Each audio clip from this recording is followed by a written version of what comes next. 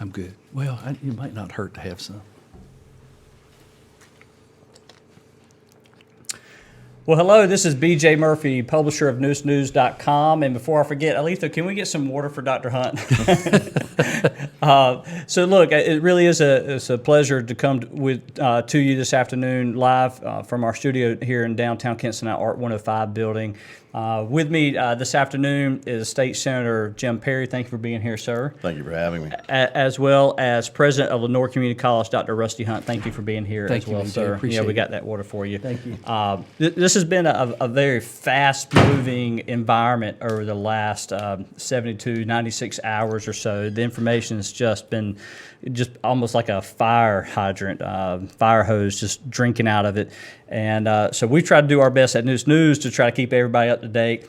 But sometimes it's really as good just to bring a couple of folks who are in the trenches as well and helping to make some very tough decisions and help to communicate some of those decisions. So thank you guys for taking a Sunday afternoon and hanging out just for a few moments. Glad to be here.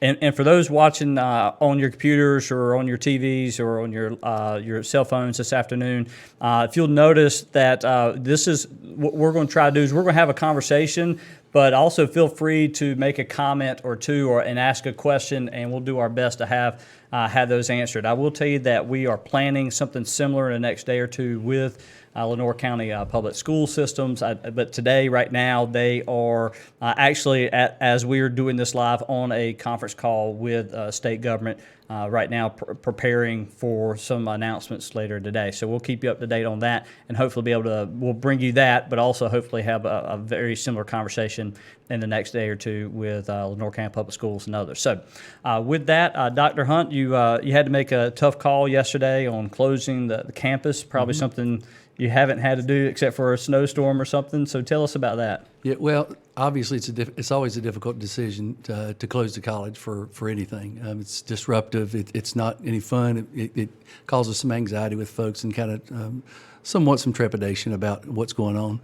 But we've been through this before. We've had a couple hurricanes. We've had to go down this road. We've got a resilient bunch of folks here in Eastern North Carolina, and we'll certainly get through this situation just like we did those other two. And I know you've got a really great senior admin team there at the college over the years. I know Jim and I both had an opportunity to work with them. You even served on the board at one time, didn't you? So tell us about some of those conversations in those meetings. I mean, how do you handle a meeting where you're going, what do we do here? Sure. Well, as you can imagine, we've got a wide variety of students that visit our campus, from 16 years old to 65 years old. And certainly a lot of our programs are online. A lot of our programs are face-to-face and hands-on type of work, particularly trades and that sort of thing that you're typically used to seeing at community colleges. So as we have those conversations, we kind of have to think of all those constituencies and how to best serve those folks. And so you have some options with online that you don't necessarily have with face-to-face. And many of our programs have clinical aspects to them, that sort of thing. And you have to get so many hours. And so we take all that stuff into consideration, talk about it among our group, and decide what's the best step forward for us. Right. And I think with this decision, this gives us a little bit of time to kind of recalibrate, which we'll be doing here in the next week, particularly for online classes. Those are pretty easy to kind of keep going, but I think it's also important that we realize that our faculty and staff are impacted just as much as the rest of the population. And so as we plan for that, we want to make sure that we're cognizant of the fact that we're going to have to make some adjustments, not only some minor adjustments to online classes, but really the more major adjustments will be kind of the face-to-face and how do we make up that time. Right. But again, we've done this before. It's not necessarily unusual, unfortunately, with the hurricane seasons we've had the past few years, but I'm completely confident in our folks, our faculty and staff, our leadership team, really to kind of make the best decisions for our folks. But we'll certainly keep folks updated on where we are. I don't want folks to have to worry so much about college this first week of this closure and trying to find babysitters and all that sort of thing for their students and that sort of thing. So we're going to take a little bit of a break this week. I won't say a break because we're really working this week, but it's really to kind of recalibrate our courses and to make sure folks are going to get through their courses and be successful. And I want to come back to you on Jones and Greene County too, because I know you represent those areas too. So Senator Perry, I know this is Been an interesting time for you serving both Lenore and Wayne counties, and it's interesting. Also, it's an election year. We just luckily for us, we have just finished our primary election. So tell us what kind of conversations are you having on a state level, and is there any more information you need to share with us today? So I think that there's plenty of information out there if people go to appropriate sources for information, and it's not our cousins or our friends on Facebook. Health and Human Services is putting out a lot of information. The CDC provides information we've seen locally from health departments and professionals in different areas. I'm on the phone daily with Representative Humphrey, Representative Bell, as we talk about our district. So I think there's enough information out there. It's just a question of, will people pay attention to it? Will they take this, I'm going to say, at the right level of seriousness? I think that we've got people on both ends of the spectrum that I'm not sure it's the best way to be. And one is the person who overreacts and is really scared to death, and we see the shelves clear of toilet paper and things that probably don't make the most sense in the world. And the other is the person who thinks this is all a hoax and it's no big deal at all. I think the truth is that it's a viral infection, right? It's a virus that we're dealing with. And you do need to be mindful, because just because it might just make you a little sick, that doesn't mean that you're not going to transmit something to someone in your family or in your circle of friends or one of your loved ones who, for whatever reason, they're immunosuppressed or they're older or they're in a higher risk category, and it can be impactful to them. This isn't the kind of thing we see on movies where the zombies will be walking around tomorrow, and I think that's the overreaction. But trying to mitigate the spread and flatten that curve is important for the health of our state, our country, our economy. We've got to, I think broadly about this. Well, and you mentioned the curve, and you sent me an article earlier from Washington Post. About the same time, I was actually watching Governor Cuomo from New York, who I thought gave a really great press conference today, just kind of walking through the curve and what it meant to have a wave and how that impacts our hospital system. Tell us a little bit more about this curve and give a resource on that, and try to help us understand from your knowledge what that means and why it's important. Sure, and there is a link to a story that was in the Washington Post that had great graphics on my Senate Facebook page. But just in layman's terms, and we can keep this very simple.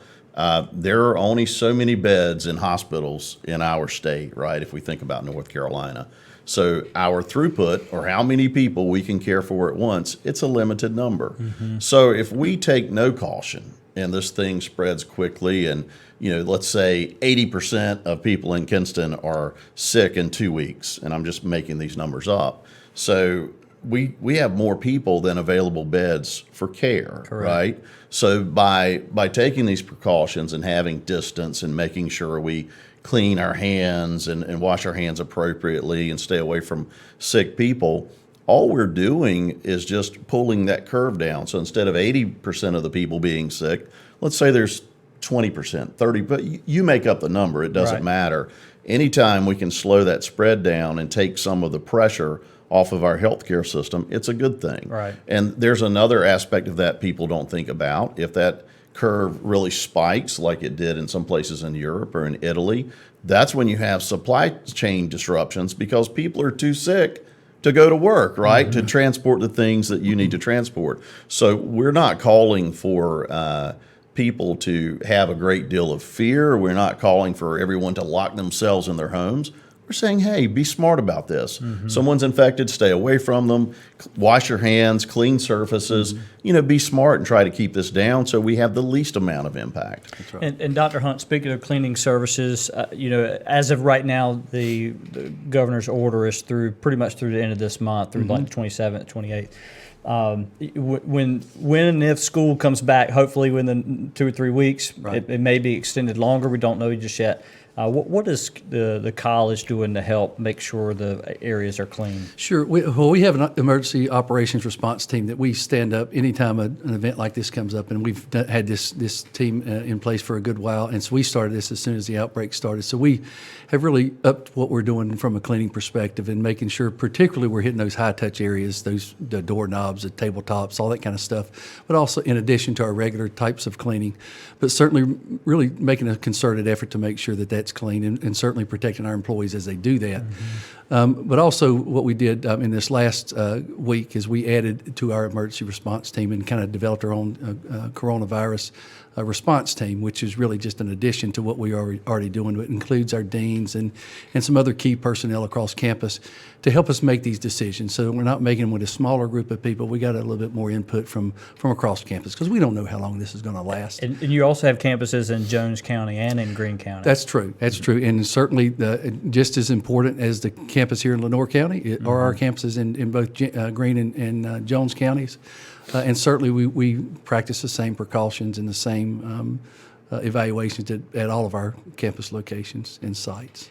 And just so you know, I did share this story that Senator Perry referred to a while ago on the Washington Post to our live feed. And also, if you have a question while we're going through this, if you have a question for the President of Community College, Dr. Rusty Hunt, or for the state of North Carolina with NC Senator Jim Perry, please drop us a note here. But thank you so much for sharing and for watching. Senator Perry, I would imagine with these phone calls, being a legislator, sometimes you're involved in some of these conversations. But do you see any future policy potential changes with the departments or with legislation that could come out of this conversation? I think anytime something of this magnitude happens, that's always possible. I think that we're still early to make decisions about anything like that. We really have professionals in charge of different areas, and I think this is the time to stay out of their way and give them the support they need to do their jobs. Which brings me to a comment I wanted to make, and I want to make sure I shared this. When we face things like this in our state, in our nation, there are so many who sit on the sidelines, or it's a wonderful opportunity for political sniping. And just me personally, I think that is absolutely the wrong thing to do right now. I get so many messages during the day, whether it be about the president or the governor or whomever, the CDC, private industry. First of all, I'd say, hey, we all looked around when this started, and we did some Google searches and tried to find the people with experience in a global pandemic. And we didn't really come up with a lot of names to do this. So, when we start talking about the people in health departments around our country, or we start talking about Secretary Cohen or even the governor, I heard so many criticisms about the decision to close schools. I personally believe it was a good decision. I'm glad we have a uniform decision for our state. It's not a matter of picking between good and bad. Sometimes you make the best decision you can with the information you have. And I believe slowing this curve while we figure out what we're dealing with was wise and was the best thing for our citizens. So I'm supportive of the executive order. I think we can all play Monday morning quarterback and second guess everyone in charge.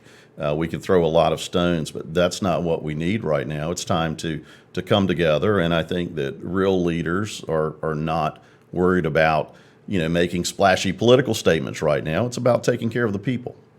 And we actually had a comment earlier. So what is the closest case to us? And someone said there's one in Wayne County. Is that correct? There is a confirmed case in Wayne County. That's right. And do you represent that area where that person lives? I have all of Wayne. Okay. So yeah. Well then, yeah. I've got them. All right. What are the leaders in Wayne County saying or doing right now? So they've been very proactive. We've talked to them. We had a text message with a group yesterday.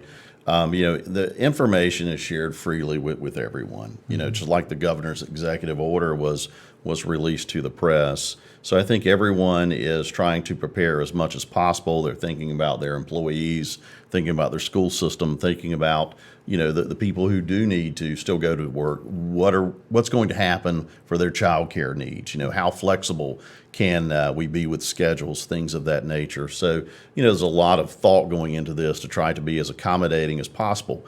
We're going to have hardships as a result of this virus. Mm-hmm. It may not be what some would fear, in terms of the catastrophic nature of things, but you're going to have a lack of services in some cases. People will miss wages in some cases, dependent upon their field. There's a lot of thought going into how to mitigate that right now. Correct. And speaking of wages, Mr. President, Dr. Hunt, when it comes to the college, knowing that there's basically a 2-week hiatus, some classes are still going on because they're online. Mm-hmm. Certainly the face-to-face classes, you have to make some adjustments. How are you making those adjustments for the face-to-face, and how does this really impact the bottom line to the professionals, the teachers, the people who are helping educate students? Their pay's not impacted at this point. So, and I don't anticipate that it would be. Mm-hmm. But what our faculty are doing now is basically what I said earlier. They're kind of recalibrating. Okay, what does this mean for our face-to-face particular? That's the most difficult part to kind of recover from. Although it's doable, we've done it before. We'll do it again. Right. And our most important aspect really is obviously the safety of our students and our faculty and staff, but also to make sure that they're still getting the education they paid for. Mm-hmm. And that's what our job is to do. That's what we're here for. And so we'll continue to do that. We'll continue to look at what's the best way to serve those students if they come back in 2 weeks, if they come back in 3 weeks, 4 weeks, whatever that may be. Right. We'll have those contingency plans. That's what we're working on this coming week. That's what this week's going to give us time to do.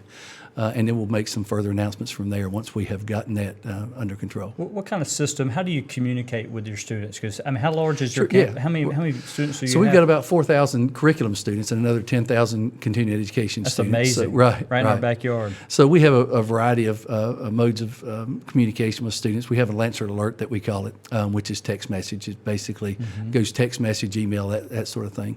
But also we update on our website. So we've got a constant update on the coronavirus, what we're doing, what the impact is on campus, but we always try to communicate to our students and keep them in the loop as much as possible. And certainly they're our customers, so to speak, and so we got to make sure that we keep those folks happy and that they feel comfortable that they're still going to get the education that they need. And certainly now when you got a time of uncertainty, just one more thing to add on to it, and so we want students to know that we're here for them. We're going to be here for them. We're going to support them. We're going to support our faculty and staff who, in turn, are supporting those folks. But we just don't want them to worry. Don't be concerned. That doesn't need to be one thing that you're worried about. We're going to be here for you. We're going to make sure you get through one way or the other. Right. And Senator Perry, I know I watched the governor's press conference yesterday, as I'm sure you did too. Typically, having gone through a couple hurricanes myself as a mayor, typically it's the emergency management director, Mike Sprayberry, who's leading the charge. Now, obviously, he's involved in the conversation. He's right there beside the governor. But he's really not leading this effort as much as Dr. Cohen is in terms of what is going on and how to best move forward. How is that happening, and what role do you see emergency management playing as we continue to unfold over the next couple of weeks? So, I think they're all intertwined, and obviously Secretary Cohen is going to be our subject matter expert, or at least the person who speaks that language for us. And I think it's appropriate for her to be the face of this for the state or dealing with it for the state. Declaring a state of emergency gives us access to different resources that we wouldn't have without having taken that step. And I think there will be a lot of coordination between state agencies as well as local organizations. And I think it's appropriate. Even here locally, our emergency management officials are heavily involved. I know Jerry's staying on top of these issues for us here in Lenoir, and that Wayne County's very active also. We're still learning. We're learning what to do and the best approach to take. Are you hearing anything about? I know in New York, for example, they called in the National Guard. Have you heard anything about the potential mobilization of the National Guard across the state? I have not at this point. That doesn't mean that we will not need that or something in the future. I hope we don't. But the state is well prepared, financially with the rainy day fund to be able to meet a challenge of this nature. There was a question that we had a while ago. So, what is the focus on factory workers? Anybody, you want to take a shot at that? I know that I don't know specifically, other than that's just the question. What is the focus on factory workers? So, I would imagine then that if you have a manufacturing job, like Smithfield or Lennox or something like that, what do you think the impact is to them? And I think really it's kind of too early to tell, wouldn't you think? And I think being private industry, those are decisions that they will need to address with their employees. But remember, we can walk outside right now and we're fine. This isn't an airborne disease. If you're sick, you don't need to go to work, right? We need to use some common sense to and use some of this stuff right that's here. right. Stop that spread. But you're not putting yourself in danger by walking outside or by going to the grocery store. We take little extra precautions, with the handles and making sure we don't touch the things. My children went and got my mother's groceries instead of my mother going. Right. So let's just be reasonable and take some precautions to keep things from spreading. But we don't need to shut down our communities and our commerce in our areas. Yeah, I know, and I saw this other question from Patricia Riggs, kind of expanding on that. What about the large companies will be closing? I think the answer is we just don't know yet.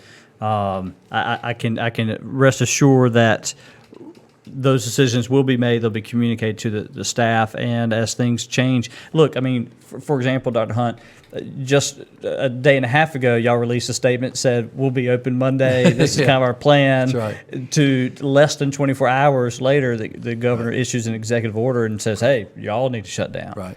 Well, we got to adjust just like any other organization, and people have to adjust with their own personal lives, and it's inconvenient, but it's a serious, obviously, consideration that we all need to keep in mind.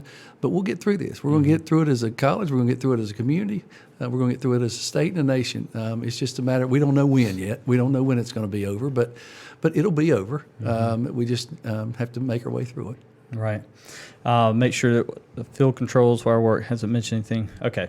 Well, with that, are there any last few words or statements you'd like to make, Senator Perry, before we close out? And I really just want to say again, thank you both for being here. But is there any closing remarks you'd like to share with the public? I'd just say, hey, let's be smart and use some reasonable common sense. We don't need to jam up the emergency rooms. If you think you have a sniffle or you think you might have a fever, we need to be reasonable about keeping those healthcare resources freed up. Telehealth is going to be a big thing. I know Blue Cross has expanded telehealth options for providers. If you are not insured, Duke Health, if you do a web search, they have a service that's a $20 fee to use their telehealth services. We are, in the end of, or in the beginning, or in the middle of allergy season. You see all the pollen out there, so I think folks are on alert, a little scared at times. The high point of the flu season was mid-February, so the further we can get away from that, allow the hospitals time to get the supplies they need, and we get clearance from that, the better. So that's why this distancing is important. We don't have to be scared, but we do need to be pragmatic about our approach. And Dr. Hunt, any final words you'd like to add to I just want to assure folks that that we as a college are prepared to serve them. We're still going to have staff on campus. So if folks need something, they're concerned, certainly they can reach out to us. But we're going to be here to serve the students. We're going to get them the education they paid for, and we're going to make sure that they get that high-quality education. We don't know what's coming, but we're ready to and prepared, and I'm meeting with my team on a daily basis, and we'll continue to do that. And we'll continue to communicate with our students and our faculty and staff as necessary as the situation dictates. So, all right, fantastic. And I didn't see another question besides a few, a lot of thank you all for your leadership and being involved. And I just want to say thanks to everybody who's watched this. As the information has just absolutely just unfolded almost minute by minute over the last few days. It's been a lot of challenge for our small organization to keep up with, but we tried our best. And if anything we can say is thank you so much for subscribing to our newsletter, because if you got this morning's newsletter, it was, I think, about 15 or so between Help Wanted. I mean, it was a lot of content.